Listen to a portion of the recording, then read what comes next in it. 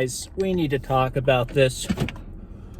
We need to talk about this, guys. Psychology's become a joke. People don't know what they're talking about. I saw a guy the other day, and I can't even tell you how many times I've seen this. A guy who lists on his Twitter profile, or X now, empath. Calls himself an empath. And then he says, I'm autistic. And I'm thinking, that's interesting. I've heard the same thing. People say I'm an empath, but I'm also a little narcissistic. Okay, I think you're a little confused. In fact, I know you're a little confused. I know you're a lot of bit confused. So you can't be both an empath and a narcissist. And if you think you can, you're confusing what those two things are. Okay, they're opposites. For example, I'm actually really, despite what a lot of people think, because they only see my logical side on this channel. Usually when I make a video, I'm complaining about something or pissed off about something. So you're only seeing one side of me, but people who know me well know I'm like almost too caring. Like I literally have a tendency to give people thousands of dollars because I'm just a really generous person and I hate seeing people suffer. I literally took half my 20s out, quit my job, quit my degree to take care of my dying father for several years. It's just the way I am. I've always been like a highly empathetic person. When I was younger, I used to actually keep that to myself because everyone always said, oh, you can't be too sensitive, you can't be too empathetic as a guy, because then, you know, they'll say things like women won't like you, they won't be attracted to you, they're only attracted to assholes and guys who are tough and hide their feelings and have no empathy. But when I reached a certain age, I sort of, you know, got more comfortable with myself and like, why would I hide who I am? If it's who I am, then fuck it, you know? I'm just an empathetic person, it's the way I am. That was a major tangent, but you cannot be an empath and a narcissist. You can't be an empath and autistic. They're literal, like, they're opposite spectrums, guys. So autism used to be called, back in like the 50s, before we had the word for it, it used to be called an overly male brain. So it means the systemizing part of the brain, the systemizing function of the brain is overpowered, and the empathizing side is underpowered. So being able to relate with others, understanding social dynamics is weak. So you can't be an empath, you can't be a feeling type and be autistic. And if you think you are, you don't know what you're talking about. That's what I mean by like psychology is sort of becoming a joke where everyone's just sort of self-diagnosing and we're really blurring the lines and broadening definitions to include almost everyone. You could take almost anyone, or maybe like half the population, and they'll probably fit somewhere on the autistic spectrum the way they're defining it now. You know, things are just becoming too broad, too like, you know, everyone's got something. If everyone's got something, then it's no longer a disorder. If everyone has it, it's no longer unusual. It's just normal. And then why are we talking about it if it's just normal?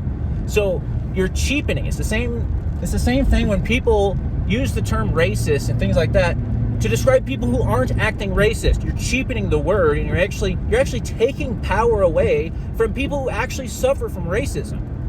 So there's a lot of cheapening of words and blurring of lines going on, and it's crazy to me how so many people don't see a problem with it. Like they just don't. Like I see all kinds of problems with it, but you know, a lot of people just they don't care. They look at the situation and like, oh, who cares? Who cares? What's wrong with blurring the lines of definitions?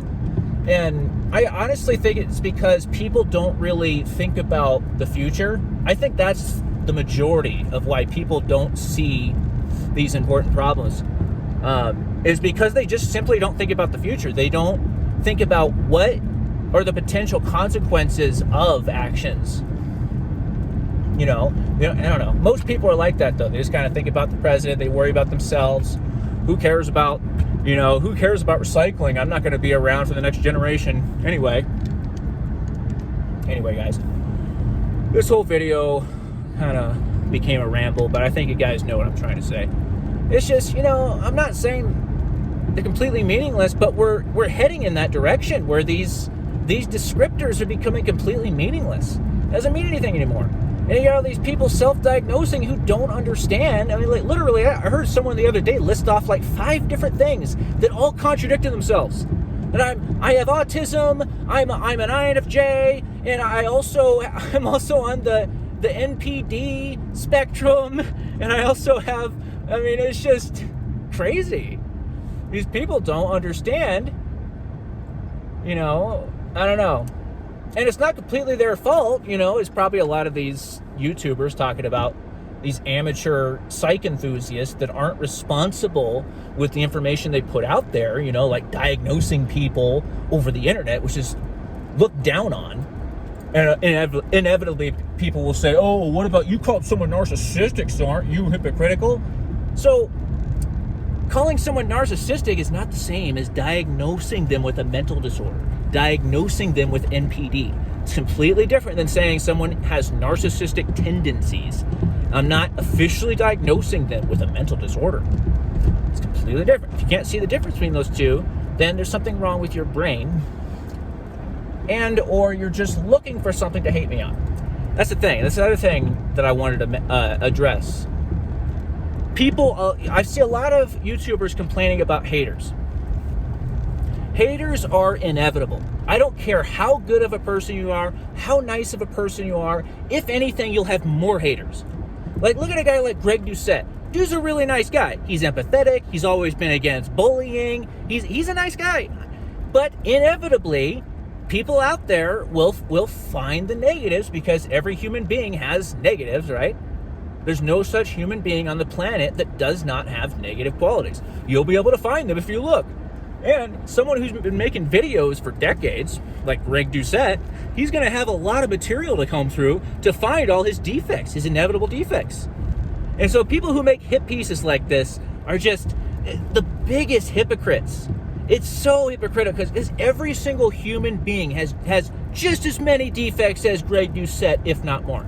Greg Doucette's a great guy.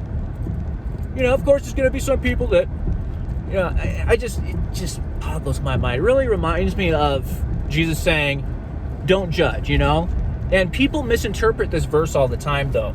What he was saying is you have to read before and after him saying don't judge. He didn't just say don't judge. He said, what did he say after that?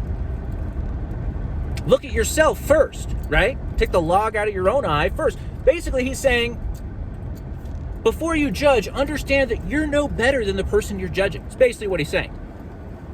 So anyway, guys, you could be the nicest, most moral person, and people are still going to find reasons to hate you. It's just inevitable. It's just the way it is. You could be the generous, giving, empathetic person. People will find stuff. Trust me. So if you plan on going down the road of content creation, be prepared for haters. Be prepared for people to say the most horrible things you could possibly imagine that will really hurt your feelings. You be ready to ignore it. At some point, you'll probably just have to stop reading comments altogether. Joe Rogan actually advises people who are content creators to stop reading comments once they reach a certain level of fame, because people are assholes on the internet. They know how to hurt your feelings. They know exactly what to say to hit the right spot, because everyone shows vulnerabilities on videos, and the haters, these narcissistic, some of them are sociopaths. Remember, a decent percentage of people are psychopaths. So these people know how to find your weak points, and they know how to hurt you, and they know exactly what to say. They know your weak spots. So anyway, I'm kind of rambling, but Joe Rogan specifically advises people not to read comments. So anyway, guys, I appreciate you watching. This was a major ramble. Be more responsible in the field of psychology, definitions of terms, things like that. Have a little more discernment when it comes to that. Like, there's just a lot of nonsense out there. So anyway, guys, and ignore the haters. Just, what is it? People are psychopaths. That's 1 out of 20. That means if you have, it's like, what, 80 people or something like that? So that's 80 people. If you have 2,000 subscribers, 80 people who are psychopaths who are watching you. People with no conscience who are watching you. Remember that. This is why you should just ignore the haters. But anyway, guys, nicest people in the world have haters. Ignore them. Appreciate you watching. Like and subscribe. Have a good day.